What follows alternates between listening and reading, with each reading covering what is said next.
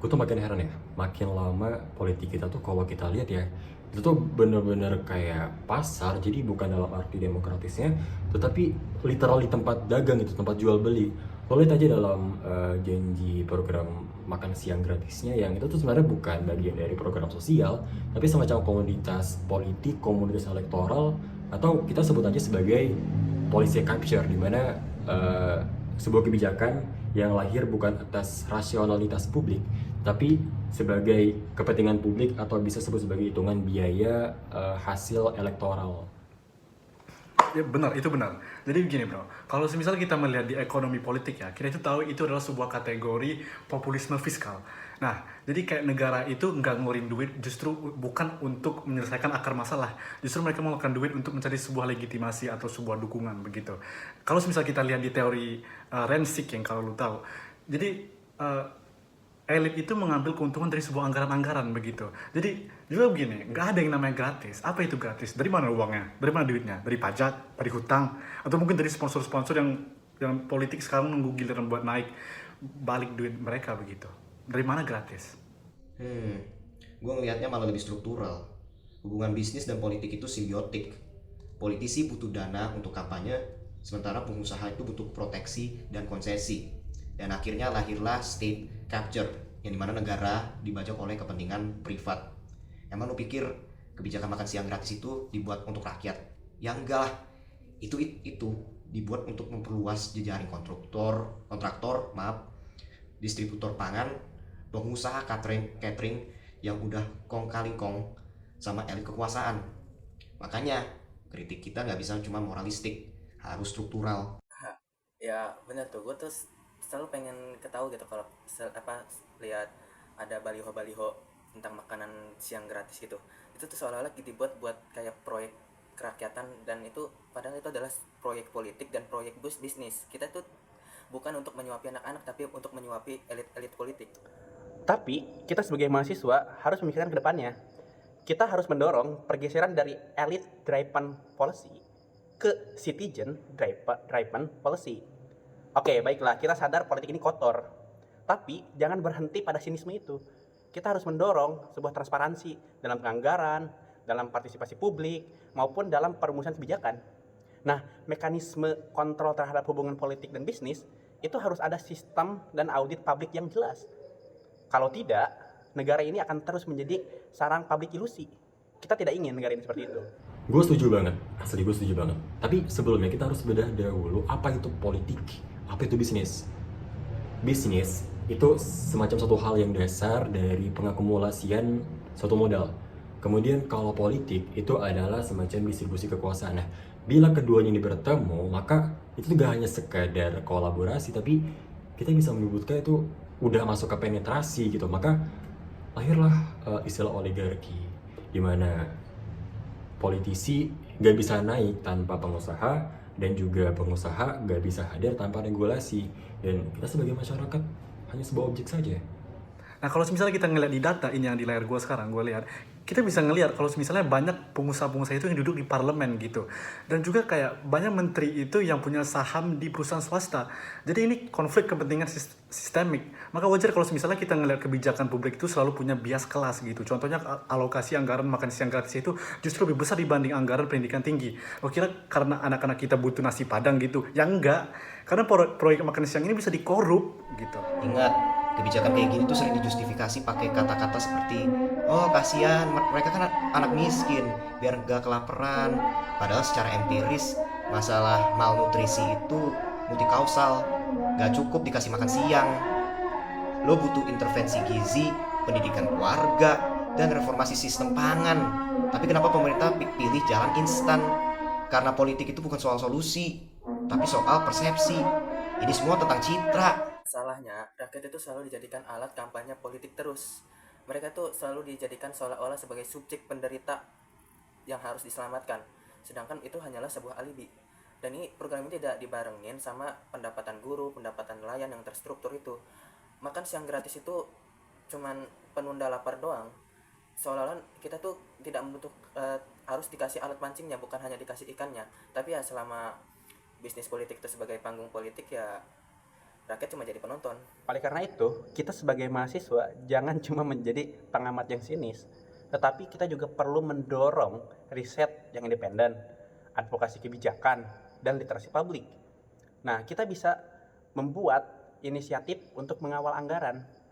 Misal, itu membuat kanal untuk sistem informasi. Bahkan, masuk ke dalam sistem untuk memperbaikinya dari dalam.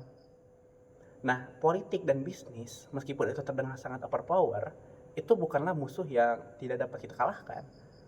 Tapi kita hanya perlu mengerti bagaimana cara mainnya. Kita harus lebih cerdas secara politik, tentu saja. Jadi pada intinya program makan siang MBG ini tuh pada intinya tuh adalah bukan soal perut, tapi soal kekuasaan. Bukan soal kita memberi makan, tapi memberikan proyek. Dan ketika kita sebagai masyarakat diem aja, kita sebagai mereka cuma sebagai pengkonsumsi demokratis doang Pak, bukan produsen perubahan. Jadi mohon maaf, karena negara itu udah kenyang banget sama yang namanya retorika. Kalau gua boleh nambahin ya, satu hal yang selalu luput dari perhatian gua tuh adalah bagaimana jaringan bisnis politik itu membentuk policy feedback loop. Jadi bukan cuma elit politik bikin kebijakan dan rakyat cuma terima, tapi kebijakan itu tuh membentuk struktur peluang baru bagi bisnis dan politik itu sendiri. Kayak misalkan program makan siang gratis ini bisa menciptakan pasar baru untuk perusahaan catering dan distributor bahan pangan yang punya akses eksklusif. Jadi mereka jadi pemenang kebijakan yang akhirnya punya modal untuk membiayai politik berikutnya. Itu bahaya banget bro, itu sangat berbahaya loh. Karena gini, dalam literatur hukum bisnis dan governance, kita itu bicara soal regulatory capture. Negara itu seharusnya jadi pengatur, malah diatur oleh kepentingan bisnis yang punya modal besar. Kalau gini akibatnya ya regulasi ini dibuat bukan untuk melindungi publik, tapi justru untuk menguntungkan korporasi tertentu saja. Ini membuat demokrasi yang di dalam negara tercinta kita ini justru makin rapuh gitu. Karena politik itu malah dijadikan alat untuk memperkuat mereka oligarki. Dalam konteks kebijakan ini, makan siang gratis, kontrak pengadaan itu malah jadi alat tukar untuk dukungan politik saja gitu. Jangan lupa, elit politik sering menyuarakan gratis kepada rakyat ini supaya rakyat ini bisa terbuai dan dibohongi. Padahal bisnis ini disamarkan sebagai filantropi yang mirip konsep seperti corporate social responsibility, di mana rakyat ini dipaksa untuk tidak mengkritik perusahaan, dan ini membuat politik dan bisnis ini semakin tak terpisahkan. Bahkan kritik sebagai kritik terhadap makanan gratis saja itu sering dibuat sebagai kepedulian negara, padahal kita ini hanya menginginkan transparansi. Tapi dari sistem administrasi publik, implementasi program seperti ini tuh memang rumit. Coba kalian bayangin deh, ada ribuan sekolah, ada ratusan ribu anak-anak, dan banyaknya vendor. Kalau itu semua tidak dikoordinasi dengan baik, tidak dikoordinasi secara kuat, itu pasti berantakan. Nah, tapi problemnya adalah koordinasi itu sendiri sering malah dibuat untuk menutupi kelemahan dari sistem. Dan ujungnya siapa yang kena? Betul, rakyat kecil yang kena. Yang malah mendapatkan pelayanan seadanya atau bahkan kurang. Jadi, pada intinya itu kita harus bisa mendorong reformasi dari birokrasi. Tidak cukup dengan mengkritik elit politik ataupun bisnis saja, tapi reformasi birokrasi itu memang harus cepat dilaksanakan. Sebenarnya memang benar bahwa birokrasi itu perlu diperbaiki, teman-teman. Tapi kita perlu tahu juga bahwa birokrasi itu berkaitan erat banget yang namanya politik, di mana jabatan-jabatan strategis itu diisi oleh mereka yang memiliki sikap loyal kepada elit tertentu, bukan orang yang kompeten. Ini bisa kita sebut sebagai patronase klasik, di mana program MBG ini itu diputar yang menjadikannya sebagai mesin rente. Lo bisa ngeliat di studinya Weber aja. Weber itu dimana birokrasi ideal versus praktiknya di sebuah negara berkembang. Nah, jangan lupa juga loh, media. Media itu kadang-kadang jadi corong elit bisnis politik untuk nge-blow up program-program begini tanpa kita berpikir secara kritis untuk berbodohi. Terutama kayak SDM-SDM di negara kita yang tercinta ini. Mereka tuh kayak ibaratnya seperti hero sebagai pahlawan gitu. Mereka itu memberi makan siang gratis gitu. Padahal itu cuma tukang dagang legitimasi doang gitu. Karena itu media itu kunci penting dalam membentuk opini publik supaya kebijakan ini diterima tanpa pertanyaan dari orang-orang kita yang berpikir secara kritis gitu. Itu kenapa kita itu juga harus kritis dalam naris-naris yang dibangun oleh media-media yang kita lihat di dalam sosial media atau TV-TV. Betul nih, lu pada harus sadar kalau media itu juga bagian dari bisnis dan politik juga. Mereka dapat iklan dari penguasa dan korporasi yang punya kepentingan. Jadi jangan heran kalau isu kayak korupsi pengadaan makanan, sekolah seringkali dilemahkan atau mungkin dialihkan dengan berita lain yang kata mereka lebih menarik. Ini mah mekanisme pengalihan perhatian yang efektif ini mah. Bro, gue ngerasa kita itu kayak ngobrol soal operasi mafia saja. Tapi ini realita. Nggak heran kalau demokrasi kita ini seperti pasar malam. Ada stand politik, ada stand bisnis, ada stand ekonomi. Bahkan dan dekat ini itu sering mendapatkan hadiah palsu saja. Makanya kita tuh harus belajar dari negara-negara maju, dari negara-negara lain yang sudah berhasil untuk memisahkan bisnis dan politik secara sistematik, menjaga transparansi, meningkatkan partisipasi publik, dan pengawasan independen. Itu bukan hanya sebuah slogan, tetapi itu adalah kuncinya. Kalau tidak, program-program bantuan sosial, bantuan kemanusiaan itu hanya akan terus menjadi alat legitimasi buat para oligarki.